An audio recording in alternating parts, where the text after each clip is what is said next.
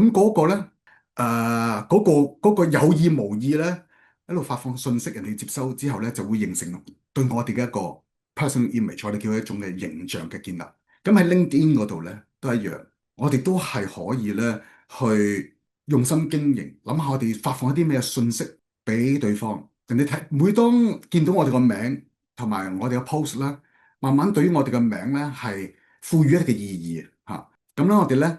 正式嚟講，Facebook 嘅用途、Instagram 嘅用途咧，係好方便我哋建立我哋叫 personal image 咧，個人形象啦。咁而我哋嘅專業形象喺邊度去建立嘅咧？喺現時亦都係最受歡迎嘅平台，亦都係好多大公司、大企業、國際企業咧，都喺嗰度有 presence 有存在嘅，甚至乎喺嗰度咧會做 recruitment 去招聘嘅，就係 LinkedIn 啊。咁而家我哋見到 slide 裏邊一邊係一個個人嘅形象，其實人哋覺得你係等於有型，等於好懂享受生活，等於係好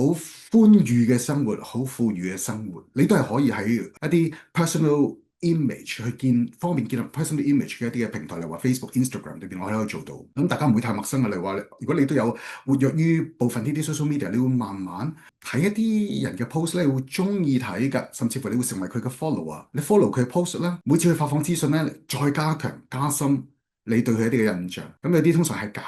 搞笑嘢啦，或者好靚嘅嘢啦，嗱，靚仔靚女啦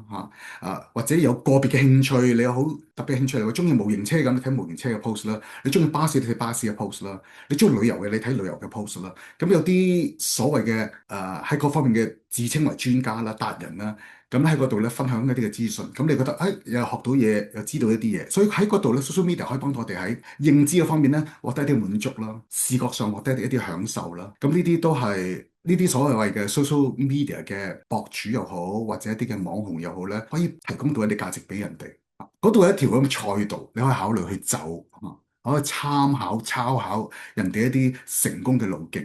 咁但係咧，我哋今日咧會轉一轉過去另一個圖片，我哋就係睇咧。如果喺 LinkedIn 上邊咧，我哋唔單止作為一個 viewer，作為一個睇資訊嘅人，我哋都係可以咧